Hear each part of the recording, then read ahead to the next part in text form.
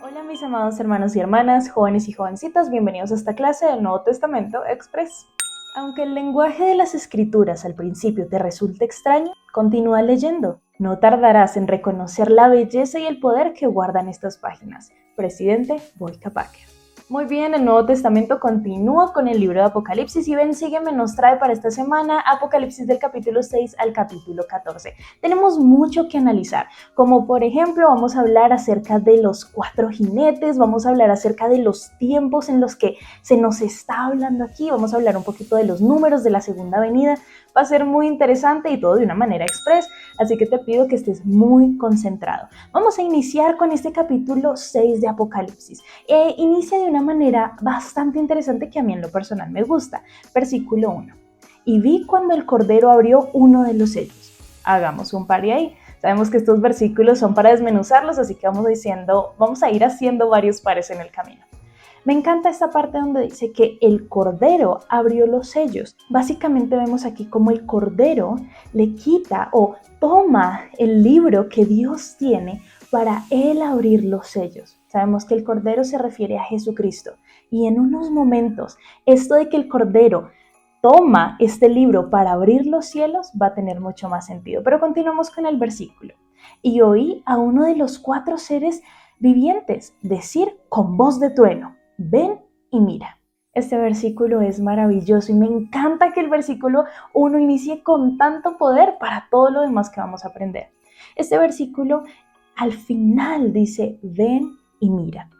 Esa es la misma frase que el Salvador utilizó cuando estaba bautizándose. Después de esto, de terminar su bautismo, ve que hay algunos discípulos y le preguntan que él dónde vive. Y él les menciona y les dice: ven y mira. Entre esos discípulos estaba Juan, y Juan también hace esta pregunta, y el mismo Jesucristo le dice: ven y mira. Se utiliza la misma frase para seguir mostrándole a Juan todas estas cosas maravillosas que el Señor tiene guardadas para él. Ven y mira. ¿Y es que acaso ese no es el propósito de todo? Juan inicia el capítulo 6 diciendo que es el Cordero, es Jesucristo mismo el que abrirá cada uno de estos sellos, el que cumplirá cada una de estas profecías. Juan se centra en que esta es la importancia del libro, no las especulaciones, no los símbolos que tal vez no entendamos, sino venir y ver lo que Jesucristo tiene preparado para nosotros. Con todo esto, y podríamos hablar más, vamos a continuar con el siguiente versículo, que es el versículo número 2. En el versículo 2 empieza hablándonos de estos 4 jinetes. Veremos el primer jinete y ya vamos a ver cómo lo podemos entender. Y miré, y vi un caballo blanco, y el que lo montaba tenía un arco, y le fue dada una corona, y salió venciendo y para vencer. Esto se puede asimilar de muchas maneras y se puede interpretar de diferentes maneras. Recuerda que al ser símbolos pueden tener diferentes interpretaciones, pero una interpretación que le podemos dar aquí es que este primer jinete era como un conquistador. Ahora, para poder entender cada uno de estos sellos y cada uno de estos jinetes, es importante reconocer el tiempo en el que hablaremos de ellos. Este es un mapa que quiero mostrarte. El mapa está en inglés, pero a medida de que vayamos tratando la clase, tú lo entenderás. Recuerda que José Smith nos dijo que cada uno de estos sellos era cuando pasaban 1000 años. Eso fue lo que José Smith nos ayudó a entender por medio del Padre. Ahora, se nos dice que en este primer caballo blanco, lo primero que sucedió fue este tiempo donde estaba Adán, donde estaba Abel. Todo este tiempo sucedió con el primer caballo. Entonces vamos al siguiente. Y salió otro caballo, rojo, al que lo montaba le fue dado poder para quitar la paz de la tierra y para que se matasen unos a otros, y le fue dada una gran espada. Para este punto, Juan había visto ya al segundo jinete o al segundo caballo, como lo dicen las escrituras. Entonces dice que vio un caballo rojo. Vámonos a la línea del tiempo. ¿Qué estaba sucediendo aquí? Vemos que en esta línea podíamos ver un poco a Enoc, podíamos ver también a Noé y la torre de Babel. Lo que quiere decir es que este caballo representaba que la paz se había ido de la tierra. La paz se había quitado, las personas habían empezado a ser muy malas. Vámonos entonces al tercer caballo, versículo 5. Y cuando él abrió el tercer sello, oí el tercer ser viviente que decía: ven y mira. Y miré, y he aquí un caballo negro, y el que lo montaba tenía una balanza en la mano. Este tercer caballo puede simbolizar el hambre y la escasez. Vámonos a la línea del tiempo. ¿Qué sucedía en este tiempo dentro de las Escrituras, dentro del Nuevo y el Antiguo Testamento? Estamos viendo a un Abraham, estamos viendo a un José, el del Antiguo Israel, donde veíamos que para ellos conseguir los suministros no era tan fácil. ¿Por qué?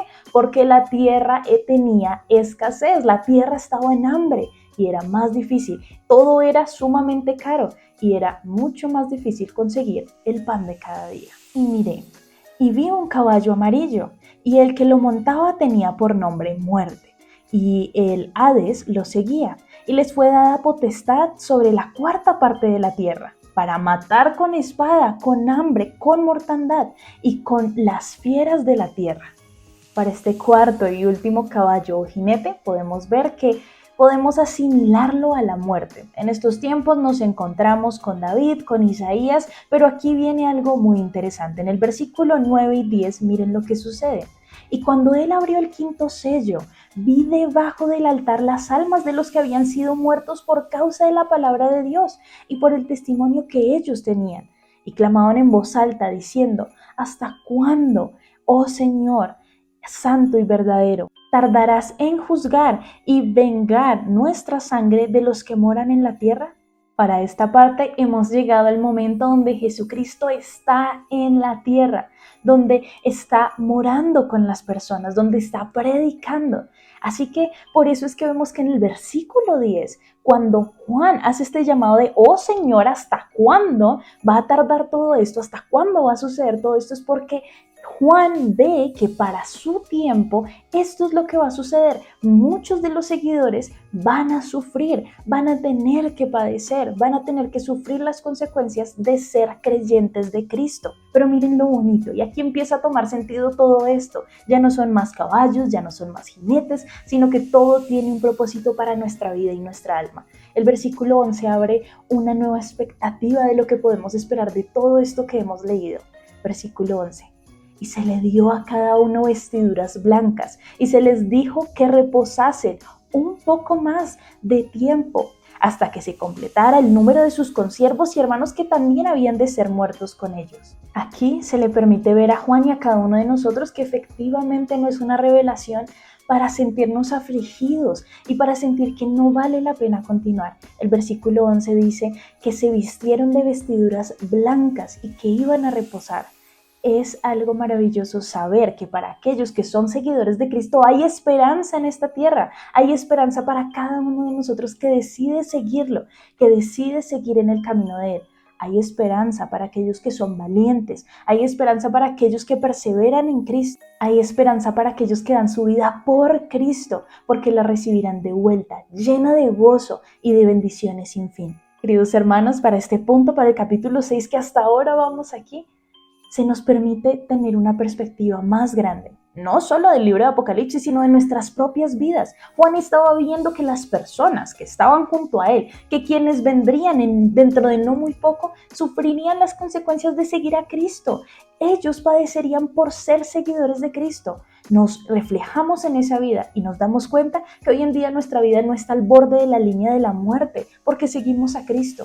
Así que aquí es el momento en donde nosotros nos preguntamos, ¿será que puedo hacer un mejor esfuerzo en dar mi vida por Cristo? Y no dar mi vida en la muerte, sino dar mi vida viviendo. Puedo dar mi vida en Cristo en vida. Puedo entregarla a Él. Aquí, hoy y ahora, puedo decidir ser de aquellos que se vestirán con vestiduras blancas delante de Dios, porque hemos decidido dar nuestra vida por Él. Muy bien, después se abre el sexto sello, y aquí es donde empezamos a ver todo esto acerca de los terremotos, de las catástrofes, y entonces miren lo que sucederá con el versículo 15 y 16. Y los reyes de la tierra, y los grandes, y los ricos, los capitanes, los poderosos, y todo esclavo y todo libre, se esconderán en las cuevas y entre las peñas de los montes, y decían a los montes y a las peñas, caed sobre nosotros y escondednos el rostro de aquel que está sentado en el trono de la ira del Cordero. Y aunque nosotros no tomamos a estos jinetes o caballos como algo que sucede y lo colocamos y lo asimilamos a algo en la actualidad, como José Smith lo explicó en Doctrina y Convenios 77, sí podemos aprender de estas enseñanzas. Podemos aprender lo que está mal para no repetirlo hoy en día y para que no suceda en nuestras vidas. Pero sobre todo podemos aprender de lo bueno, de los convenios que ellos hicieron y de las excelentes bendiciones que ellos obtuvieron por hacer aquellos convenios. Acá en el versículo 15 y 16 se dice que aquellos que no cumplieron con las palabras del Señor prefirieron básicamente y simbólicamente meterse en una montaña debajo de una cueva para decir no queremos ver a Dios, porque no cumplimos nunca con lo que Él nos llamó a hacer.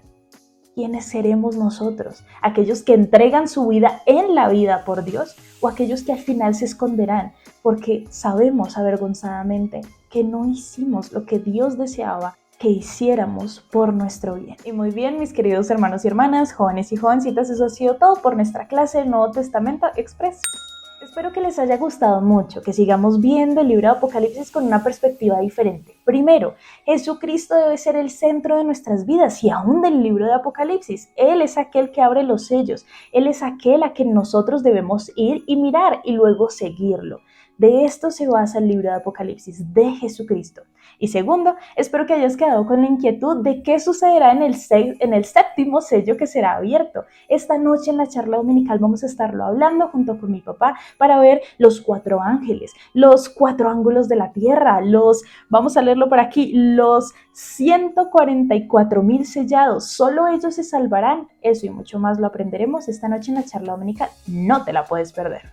Recuerda vivir este evangelio enfocando tu vida en Cristo. Nadie dijo que sería fácil, pero gracias a Jesucristo no es imposible. Nos vemos la próxima y esta noche. Los amo. Bye.